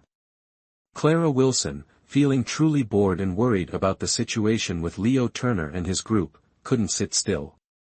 She got into her wheelchair and slowly made her way outside. "Clara Wilson, why are you here?" Peter, stepping out of the tent, was startled to see Clara Wilson. "Is William Hamilton inside? I want to ask about Leo Turner and his group. Have they been caught yet?" "Whether they've been caught or not has nothing to do with you." Before Peter could respond, a cold voice came from inside the tent behind him. It was William Hamilton. Immediately after, his tall figure appeared behind Peter, who instinctively stepped aside. Clara Wilson, upon seeing William Hamilton, instinctively looked at his arm. Unfortunately, his sleeve had already been rolled down, leaving her unable to tell if he had bandaged it or not. "Peter, take Clara Wilson back to her tent." "Wait." Clara Wilson called out to William Hamilton, "I'm fine now. I just came to ask about Leo Turner and his group. Have they been caught yet?" "It has nothing to do with you." Clearly, the lieutenant colonel was still angry, but the little troublemaker had no idea what he was upset about. "What do you mean it has nothing to do with me? I almost died at the hands of Leo Turner, and you're saying that has nothing to do with me? Besides, what's wrong if I care a little about their situation? Why are you taking it out on me?" Before coming here, she had sworn to herself not to argue with the lieutenant colonel anymore, especially after biting him. However, she realized that in front of him, she simply couldn't stay calm. Because this man, Hamilton, always seemed to be at odds with her. Her remark about caring for their situation successfully hit William Hamilton's sore spot. She didn't care about him but instead cared about those villains. This made the lieutenant colonel feel extremely uncomfortable. Thus, his expression grew even darker. Leo Turner and James both escaped. Are you satisfied now? If you're satisfied, go back to your tent. Don't come here again. You. Clara Wilson was furious. Just as another argument seemed inevitable, Vivian Hamilton, who had been avoiding the scene, reluctantly let Susan Hamilton push him forward. Clara Wilson, I heard you were injured, so I came to check on you. Clara Wilson froze for a moment, and the sight of Vivian Hamilton brought a look of uncontainable joy to her face. Vivian Hamilton? Are you okay? Vivian Hamilton smiled, yes, I'm fine now. As soon as I heard you were back, I came right away to see you. That's good. Vivian Hamilton being injured had always been a lingering worry in Clara Wilson's heart. If she hadn't insisted on getting out of the car back then, Vivian Hamilton wouldn't have gone down in her place. Fortunately, everything turned out fine now. However, Vivian Hamilton, I still need to apologize to you. At that time, I really didn't think it through, which caused you to. Vivian Hamilton smiled, showing he didn't mind. This wasn't your fault. The two had a pleasant conversation, seemingly oblivious to Colonel Hamilton's presence, which made the colonel quite displeased. Seeing Clara Wilson and Vivian Hamilton about to wheel themselves out, he immediately barked coldly, Vivian Hamilton. Go back and write a thorough self-reflection report on this incident immediately. Once your wounds heal, you'll be responsible for cleaning duties for 3 months. Yes, sir. As a soldier, it was natural for him to respond loudly when faced with a superior's orders. Unexpectedly, as soon as he replied, he started coughing violently. Clara Wilson glared at William Hamilton and said, Hamilton, what's the meaning of this? Vivian Hamilton hasn't fully recovered yet, and you're making him write a self-reflection? He didn't even do anything wrong. William Hamilton's face remained emotionless, but if one looked closely, a fleeting glint seemed to pass through his eyes. He replied, this is discipline. I've already made it clear, under no circumstances should you have been allowed to leave. His letting you leave means he didn't fulfill his duty. What do you mean by not fulfilling his duty? You're just targeting, Clara Wilson muttered under her breath. Hearing this, William Hamilton immediately narrowed his eyes, a dangerous glint flashing in them, and he shouted, 3038. Clara Wilson. Yes. Clara Wilson instinctively straightened her back. What were you mumbling just now? If you have the guts, say it again. William Hamilton felt a mix of anger and helplessness towards her. He, a dignified lieutenant colonel, seemed to have no authority in front of her. Fine, I'll say it. Clara Wilson's stubbornness flared up as she locked eyes with William Hamilton's deep gaze. Vivian Hamilton completed the mission excellently. On what grounds are you punishing him? Yes, I did leave his side, but if it weren't for me, he wouldn't have been so severely injured. Chapter 32, What am I supposed to do with you? Taking a deep breath, she continued, her mind flashing back to the image of Vivian Hamilton covered in blood. So, Lieutenant Colonel Hamilton, if you want to punish someone, then punish me. I'm willing to take responsibility for Vivian Hamilton's injuries. Please, don't punish him anymore. This girl. What on earth was he supposed to do with her? William Hamilton turned away, sighing silently. His cold voice carried a faint trace of helplessness as he spoke. The military has its rules and discipline. Personal reasons cannot override them. Vivian Hamilton failed to complete the task I assigned him, and as for you, you're at fault too. Therefore, both of you must be punished. In reality, assigning Vivian Hamilton to cleaning duties was hardly a severe punishment. He had already bent the rules significantly. But would this girl ever understand his intentions? What? Clara Wilson's eyes widened in disbelief as she stared at William Hamilton. You're punishing me too? Hamilton, on what basis are you punishing me? I'm not one of your soldiers. You may not be one of my soldiers, but you are under my protection. Moreover, your recklessness caused Vivian Hamilton to get injured and forced us to mobilize significant manpower to search for you, actions that could have been entirely avoided. William Hamilton spoke in a deep, measured tone, still refusing to turn back. Write 100 self-criticism reports and provide a detailed account of everything that happened during the time you interacted with Leo Turner for me. What? 100 reports. Clara Wilson almost jumped up to punch him. This guy was clearly using public matters for personal revenge. Hamilton, 100 self-criticism reports. Why don't you try writing them yourself? Both Vivian Hamilton and I made mistakes, but as a leader, don't you have any faults? Why don't you admit that your command was flawed? We made mistakes, but your mistake was even bigger. William took a deep breath, his palms unconsciously clenched into fists. Peter, standing next to him, felt a chill run down his spine. Was the boss about to lose his temper? No, that wasn't it. The boss would never truly get mad at Clara Wilson. If you have more complaints, make it 300 reports. Submit them to me in 3 days. After saying this, William walked out, leaving Clara Wilson dumbfounded on the spot. William. Sooner or later, I'll make you pay. 100 reports, right? Fine. She would write them. That evening, Clara Wilson was taken home by Peter, and William didn't show up for the rest of the day. The little elf didn't mind, but Peter glanced at her several times, wanting to speak but hesitating. The car slowly came to a stop, and David Wilson was already standing at the door. Let me have a look, are you all right? Although he had personally approved Clara Wilson to go earlier, she was still his only granddaughter.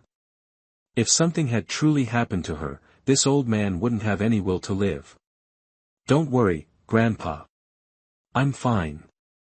Clara Wilson smiled sweetly at David Wilson, reaching out to shake his arm playfully, her voice soft and coquettish. Grandpa, I want to eat your braised fish. Can you make it for me today? David Wilson sighed, then affectionately patted her head. All right.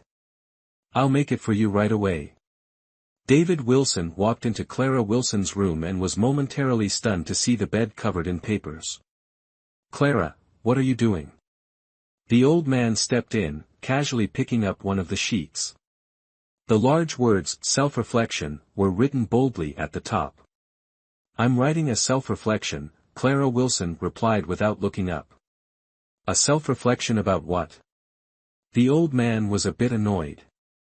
His granddaughter was already like this, and yet someone dared to make her write a self-reflection.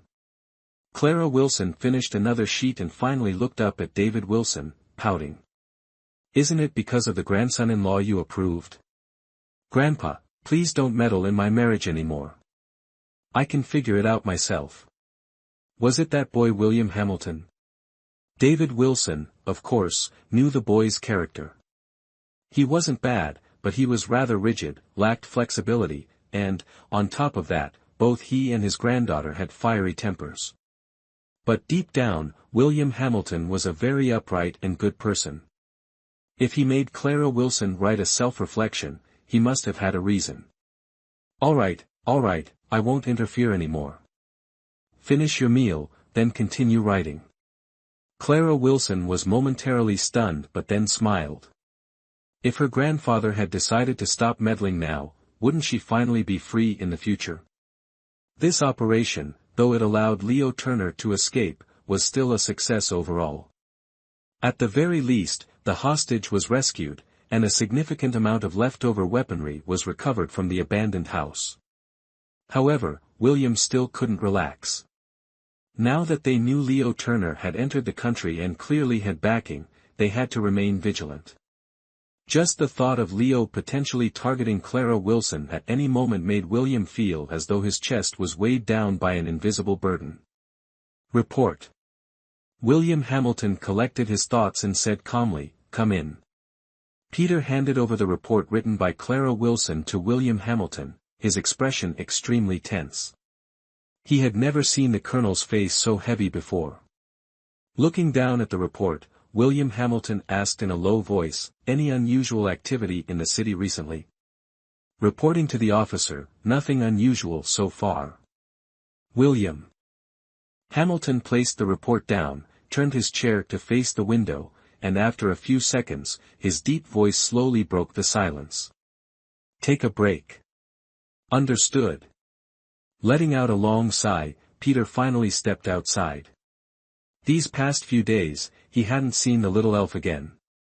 Most of his time was spent preparing a summary report about the incident, but each night as darkness fell, the pale face of the little elf would appear vividly in his mind. She was injured, and even though he had been right by her side, she still got hurt. He still remembered telling her that he was the most outstanding man in this military district, yet he failed to protect her. The little elf was right, both she and Vivian Hamilton had made mistakes, but he was the one who should be writing the self-reflection report. He wasn't sure how much time had passed when suddenly the phone rang. Startled, William Hamilton answered it, realizing only then that night had fallen. Answering, he said, "Mom, why are you calling so late?"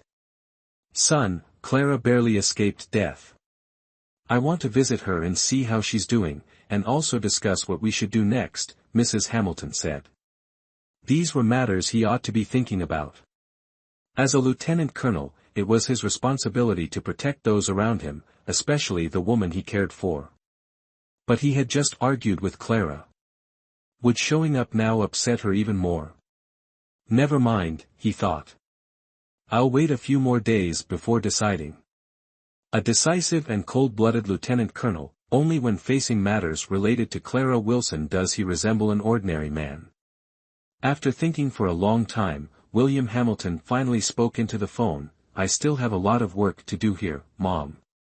You go ahead, and please send my regards to Grandpa Wilson on my behalf."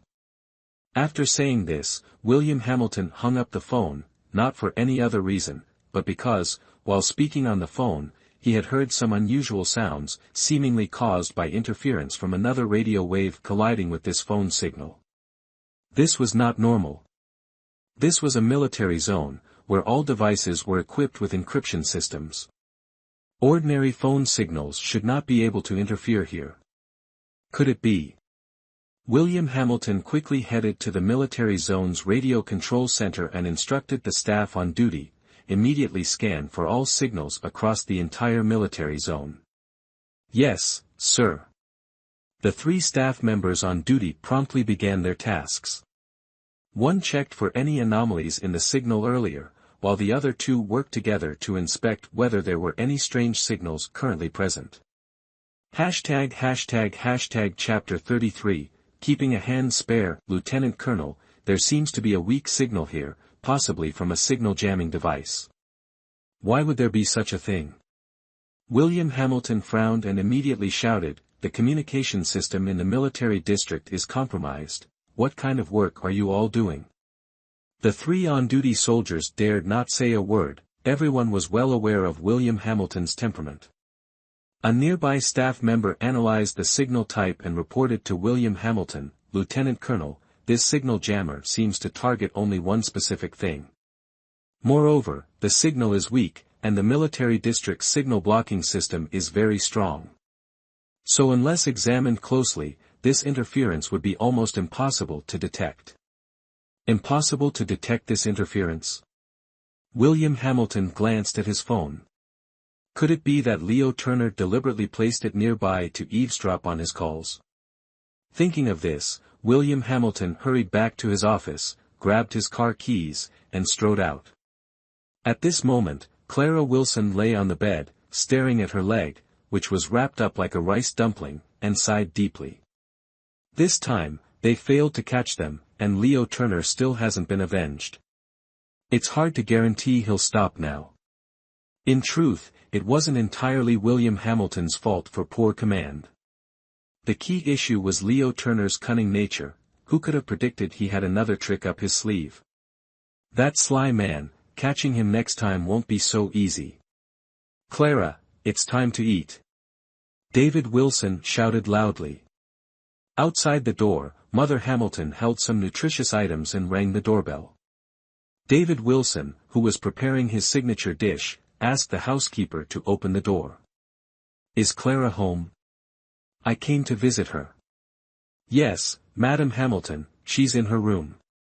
After closing the door, Mother Hamilton placed the items on the table and walked toward Clara Wilson's room. "Clara, how are you feeling now?" Mother Hamilton smiled as she entered, just as Clara Wilson was about to wash her hands. Seeing someone enter, Clara Wilson became very excited. "Mother Hamilton, why are you here? Please, have a seat. I heard you were kidnapped by some bad people. It was so dangerous, I was really worried. It took a lot of effort to bring you back, so of course, I had to come to see you. Are you feeling better now?" "I'm much better already. These minor injuries are nothing. A little rest and I'll be fine, don't worry, Mother." After the door was closed, Mother Hamilton placed the items on the table and headed toward Clara Wilson's room. "Clara, how are you feeling now?" Mother Hamilton smiled as she walked in, just as Clara Wilson was about to wash her hands. Seeing someone enter, Clara Wilson became very excited. "Mother Hamilton, why are you here? Please have a seat. I heard you were kidnapped by some bad people, such a dangerous situation. I was very worried. It took so much effort to bring you back, of course, I had to come visit you. Are you feeling better now?" "I'm much better. These minor injuries are nothing. A little rest, and I'll be fine. Don't worry," Clara Wilson said with a smile. "It's all William's fault. If he had protected you better, you wouldn't have been in such danger. When he returns, I'll certainly give him a piece of my mind. Don't be angry with him, okay?" Mother Hamilton gently patted Clara Wilson's hand. Recalling the self-reflection papers on the table, Clara Wilson thought, this is the perfect chance for revenge. She blinked playfully, a mischievous glint flashing in her eyes, and held Mother Hamilton's hand, pouting as she said, "Auntie, actually, this situation is partly my fault. After all, I didn't listen to him and rushed out recklessly. So, I accept having to write these 100 self-reflection papers. But Vivian Hamilton got seriously injured because of me, and William Hamilton still wants to punish him. Poor Vivian. This child, how could he be so inconsiderate?" Mother Hamilton glanced at the pile of self-reflection papers on the table, her expression helpless. Clearly, he wants to marry someone's daughter, yet he doesn't know how to treat her well. She hasn't even fully recovered, and he's already making her write so many self-reflection papers. "Clara, Auntie is apologizing on behalf of William. Honestly, he might say things like that, but he has a good heart. Since childhood, he's been raised in a strict, military-style environment. That military demeanor is deeply ingrained in him. As his mother, I understand him. He didn't mean to act that way, it was out of necessity. Could you let it slide this time for my sake? Once you've recovered, I'll ask him to take you out wherever you want to make it up to you. At this moment, William Hamilton had already driven to Clara Wilson's house. After parking, he got out of the car and carefully scanned his surroundings. A man wearing a black baseball cap quickly caught his attention. William immediately used his rarely used phone to call Peter. After giving some instructions, he loaded his pistol and headed toward Clara Wilson's house. David Wilson, having just finished cooking, cheerfully helped his granddaughter out and said, "Come, try Grandpa's cooking now." Before he could finish, the doorbell rang. The housekeeper glanced at the screen and saw it was William Hamilton. David Wilson looked at Mrs. Hamilton in confusion. "Is that William? Why is he here at this hour? Didn't he say he wasn't coming?" Mrs. Hamilton appeared just as puzzled. "I'm not sure either. He really did tell me he wouldn't come. Could he have changed his mind? Well, let me go open the door." Meanwhile, the man in the black cap, holding a package, cautiously surveyed the area as if searching for something. William Hamilton put away his gun, his expression unchanged, and walked over to the man. He said, "We didn't order anything. You must have the wrong address."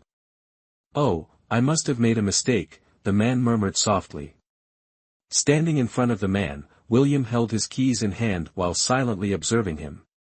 This man wasn't Leo Turner, but whether he had any connection to Leo Turner was still unclear. Oh dear. This kid, really, why didn't he let us know he was coming? Mrs. Hamilton smiled as she opened the door, confirming it was indeed William. She quickly pulled him inside. "Why didn't you tell me you were coming?" David Wilson, a former soldier with a keen eye for observation, noticed William Hamilton's combat-ready demeanor and grew tense. He asked, "What's going on? Has something happened?" William Hamilton first glanced through the observation window, watching the suspicious figure quickly leave, before turning to face David Wilson. He recounted the events of the day. "I discovered someone eavesdropping on my phone call. I was worried something might happen to everyone, so I came to check." This statement made David Wilson and Mrs. Hamilton's faces turn grim. Clara Wilson, on the other hand, seemed indifferent, still engrossed in her phone. "Don't exaggerate like that. Someone eavesdropping on your call has nothing to do with us. Don't forget, this is a military compound with strict security systems. Ordinary people can't get in." William Hamilton looked at her, both amused and exasperated by Clara Wilson's attitude. "I just spotted a suspicious person outside. They've left now, but I've already asked Peter to investigate all the surveillance cameras in the compound. We'll definitely find out how they got in." David Wilson sighed. "That's true. A compound this large can't possibly be flawless." Mrs. Hamilton looked worried. "So, what should we do now?" David Wilson turned to William Hamilton, his brows furrowed. His expression held concern, but even more, it reflected trust in the young man before him. "William, Clara's safety is in your hands. I'm old now and can't handle those troublemakers anymore. You must ensure Clara's safety. If anything happens to her, I won't rest in peace." "Grandpa. What are you saying?" Before William Hamilton could respond, Clara Wilson glared at her grandfather in disapproval. "You'll live a long life, and I'll be just fine. Those people may be dangerous, and we don't know what tricks they might have up their sleeves, but you have to trust me. I'll overcome this danger." Chapter 34. A bit reluctant after speaking, she glanced at William Hamilton with a look of disdain. "Once my body recovers, I'll intensify my training. By then, I'll be able to protect myself and won't need certain people wasting manpower and resources to save me anymore." Mrs. Hamilton looked at Clara Wilson, then at William Hamilton. Her thoughts seemed to piece things together, and she sighed softly. It seemed her son's emotional journey still had a long way to go. "Clara, let's not discuss other matters for now. Your safety is the most important thing, understand? Let William Hamilton protect you. After all, he is a lieutenant colonel. William Hamilton said in a deep voice, this time, Leo Turner isn't just targeting Clara. I believe his main objective is me, specifically coming back for revenge. Clara Wilson thought for a moment. She couldn't just stay at home forever, it might be better to return to the military base. If he's targeting me, then I'm targeting him too.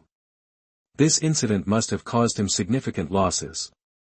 I need to take this time to recover, strengthen my physical condition, and when the time comes, I'll show him my strength. All right. David Wilson knew that once Clara Wilson made up her mind, it wouldn't be easy to change it. Moreover, with William Hamilton around, he felt reassured. Looking at the table full of delicious dishes, Clara Wilson ate heartily. Perhaps it was because she thought it might be a long time before she could enjoy her grandfather's cooking again, and she felt a bit reluctant.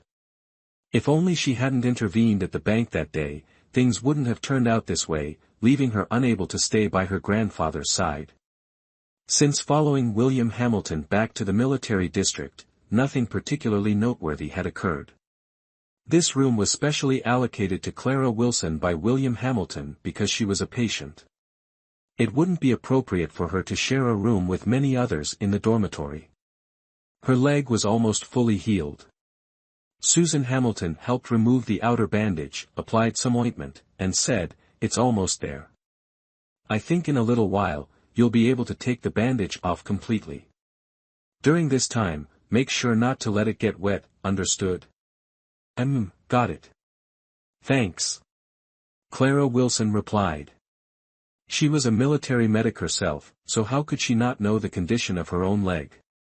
In fact, she could remove the bandage today, but Susan Hamilton was adamant about not letting her do so. Clara didn't quite understand what Susan was so worried about. But it didn't matter. Even with the bandage on, she could walk around just fine now. By evening, after a busy day, William Hamilton came to Clara Wilson's room and saw her lying comfortably on the bed. "How's your leg?" "Much better.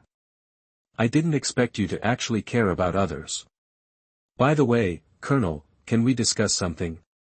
Let me go out for a walk. Staying in this room all day is suffocating." Clara Wilson furrowed her brows, looking like a little old lady. "I've been a bit busy these past 2 days. I'll take you out for a walk in 2 days, William Hamilton replied. He knew Clara Wilson's personality well, getting her to stay obediently in the room for this long was already a miracle. "I don't need you to take me out." Clara Wilson thought to herself. Having this Hamilton guy around made her feel uncomfortable. But she had learned her lesson. In her current situation, she couldn't afford to confront the colonel. Who knew if he might find an excuse to lock her up again? During this period, I had Peter and the others split into multiple groups to conduct thorough searches at several key locations, but progress has been minimal. William Hamilton handed over the documents from this period to Clara Wilson and said, "Weren't you eager to know what we've gathered during this time? Here it is." "Is this all?" Clara Wilson flipped through the documents but found nothing unusual. "While you were recovering, Peter and the team conducted inspections of these critical locations. The residents here are all ordinary civilians, and no one has a suspicious background in their households. Is this Leo Turner really that formidable? Then why, during our last encounter, did he let me escape so easily?" Clara Wilson questioned. William Hamilton took out pen and paper, sketching as he spoke in a low voice. During the last ambush, their plan was essentially to wait for a signal. James was captured by our people, so naturally, he couldn't give the signal, which is why their reinforcements arrived late. If James hadn't come downstairs to check the situation, we wouldn't have been able to rescue you so easily. What a bunch of maniacs, pursuing the thrill of killing. Clara Wilson gritted her teeth. "I must catch them." Hearing this, William Hamilton frowned slightly, his cold features revealing clear disapproval. Until your body fully recovers, you'd better abandon these reckless thoughts. I've already consulted with the higher-ups. Once you're well, you'll serve as a military doctor under my command. As for the school, I'll send someone to explain the situation. In short, until Leo Turner is captured, you are not to act on your own. If not for yourself, at least think about your grandfather. Reckless thoughts. Did he really think it was so unbelievable that she, Clara Wilson, could capture Leo Turner? Yes, she was impulsive, so what?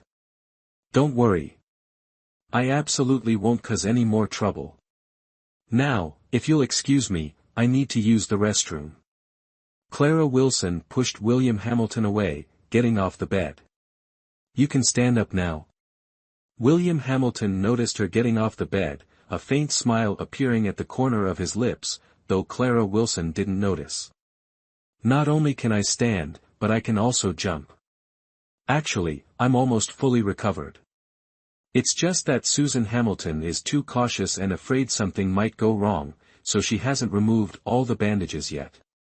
Clara Wilson slipped on her shoes, preparing to head out.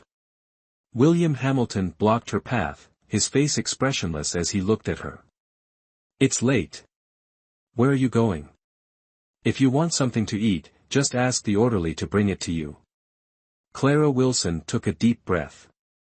How could she not realize that the lieutenant colonel was also like an overly concerned mother meddling in everything? Lieutenant Colonel, I'm really fine. I just want to step into the hallway for some fresh air. Are you saying you won't even allow that? So stubborn. William Hamilton increasingly missed the chubby little girl from back then. Report. New developments detected. William Hamilton nodded. Before leaving, he glanced at Clara Wilson and instructed Peter, find someone to keep an eye on her for me. Don't let her leave. You Hamilton. Don't push it too far. I'm not your prisoner. Clara Wilson glared at him angrily, her bright eyes seemingly about to shoot flames. Without turning back, William Hamilton said indifferently, this is an order I've given Peter. If he fails to complete it, he knows the consequences. With that, the lieutenant colonel strode away. Clara Wilson stared at William Hamilton's retreating figure, grinding her teeth in frustration. This despicable man, using this to threaten her. Peter smiled wryly at Clara Wilson. Dr. Wilson, you know how our boss operates. I've been overwhelmed these past few days, so please, don't go anywhere. Otherwise, I'll be penalized. Clara Wilson turned to look at Peter and waved her hand. Fine, I won't leave. I definitely won't let you get punished. But if I want to step into the hallway for some fresh air, you can't stop me. Otherwise, I'll suffocate, and then you'll have an even harder time explaining. She winked playfully. Peter was much easier to deal with than William Hamilton. As expected, after thinking it through carefully, Peter reluctantly nodded. At most, he would just stand by and keep watch. As long as he didn't step outside the door, it should be fine, right? Hashtag chapter 35, the explosion, what happened? William Hamilton asked as he walked into the command room.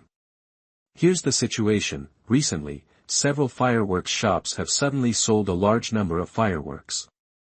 This isn't a festive season, and even for grand openings or weddings, they wouldn't need this much. So. At that moment, in City B, a massive explosion was unfolding. Out of nowhere, a fire broke out, directly triggering a huge explosion at the entire gas storage facility. With each thunderous explosion, the ground near the plant began to sink. The flames illuminated the entire sky, creating a horrifying scene. The fire brigade quickly assembled, trying to extinguish the fire, but the current situation was incredibly challenging. The firefighters gave it their all, as the gas storage was connected to all the nearby pipelines. If they couldn't contain it quickly, there would be more casualties. The Special Task Force immediately received the report and hastily dispatched a squad to the scene to assess the situation. Go check the scene for anything suspicious and report directly to me. Yes, sir. Gas plants typically have very strict protective measures, making such an incident extremely unusual. William Hamilton pieced together everything that had occurred during this time. Was this gas plant explosion connected to Leo Turner? If so, then this accident could very well have been aimed at him. After much effort to execute the diversion plan, Clara Wilson was now happily strolling through the streets. It had been a long time since she last went out shopping. Luckily, her leg injury had healed quickly, otherwise, who knew when she'd be able to go out again? That scoundrel Leo Turner, she didn't believe his group was as formidable as they seemed. The severe gas explosion in City B quickly dominated all television channels, with some even interrupting their scheduled programs to cover it. Clara Wilson was enjoying her meal at a restaurant when she saw the news. Her first instinct was to associate it with Leo Turner. But on second thought, Leo Turner likely wouldn't have the audacity to show up right now. William Hamilton's people were constantly monitoring key locations, and unless Turner was a fool, he wouldn't knowingly walk into a death trap. After finishing her ice cream, she checked the time. It was about time to head back. If she didn't return soon and got discovered, the monkey would be in trouble. Feeling satisfied after her meal, she stepped out of the restaurant. Just then, a black car pulled up in front of Clara Wilson, and she was forcefully dragged inside. Clara Wilson reacted quickly, but her body was yanked with great force. The car showed no signs of stopping, and the sound of her shoes scraping against the ground echoed continuously. She immediately turned around, biting the man's arm, then used Tai Chi techniques to force his hand to release her. Staggering to steady herself, she crouched down on the ground, glanced at the car that had come to a screeching halt, and immediately took off running. The nearby area was an old town district, filled with narrow alleys and small, intricate houses. Clara Wilson had loved playing here since childhood, so she was very familiar with everything in the area. The people who got out of the car each held weapons, some with sticks, others with knives. However, to avoid drawing attention, they hid their tools in their sleeves or elsewhere. Persistent, aren't they? This time, if I don't teach them a lesson, they'll really think I'm easy to bully. Clara thought. Clara Wilson ran to the middle of the street, whistled loudly, and dashed straight into the alley opposite her. The group saw Clara Wilson's figure and hurriedly chased after her. But when they reached the alley entrance, she was nowhere to be seen. It was clearly just an ordinary alley, yet it had 7 or 8 exits, all looking exactly the same. Clara Wilson had already guessed that they wouldn't be familiar with the layout of this area.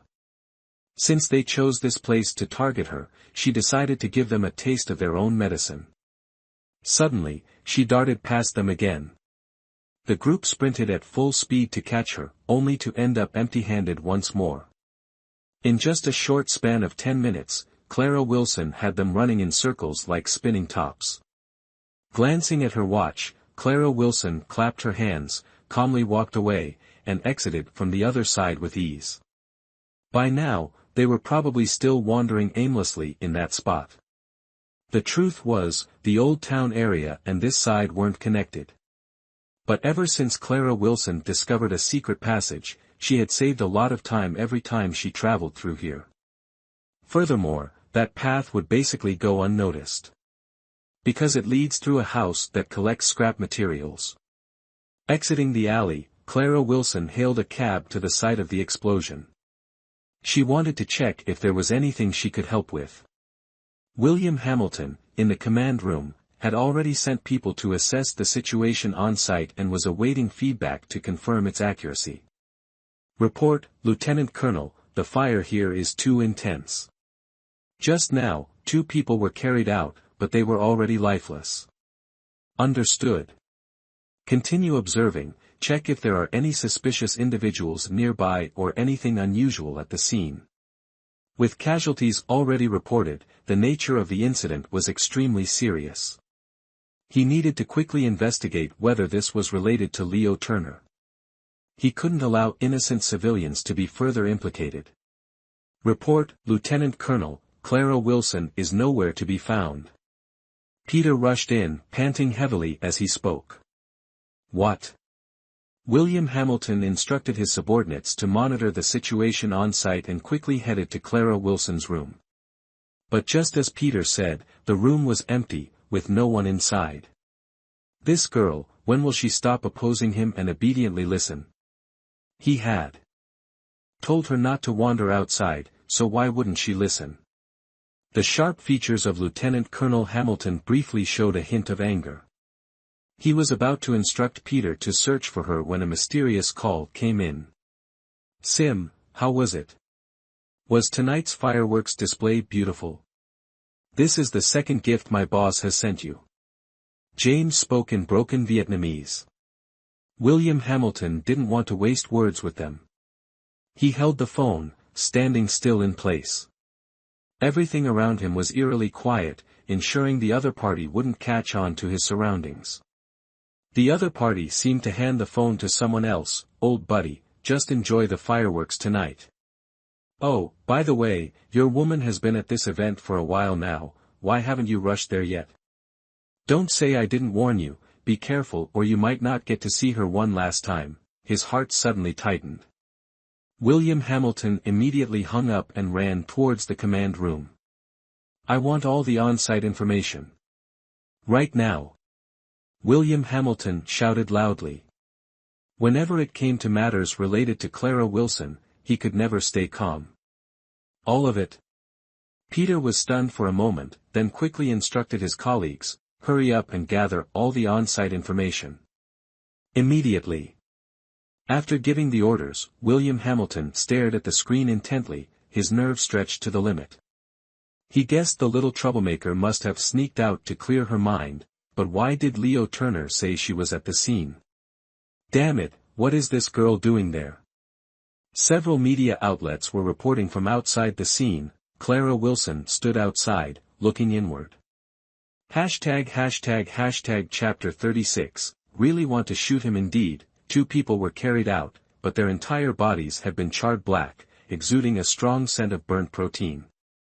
The people sent by William Hamilton noticed another corpse being carried out near the scene of the fire. Although this body wasn't completely burned, it was lifeless. Those present looked at the corpse and felt that something seemed odd. At that moment, a few individuals suddenly rushed in, claiming to be hospital rescue staff. Without saying a word, they quickly loaded the corpse onto their vehicle. Although there was some suspicion, they didn't manage to stop them in time. After all, delaying medical personnel from saving lives wasn't an option. What's the situation? Did you find anything unusual at the scene? Is Clara Wilson there? William Hamilton could no longer hold back his impatience and asked directly. The person at the scene replied, when we arrived, we didn't see Clara Wilson, but just now, a body was carried out that somewhat resembled her. We need further confirmation. Then hurry up.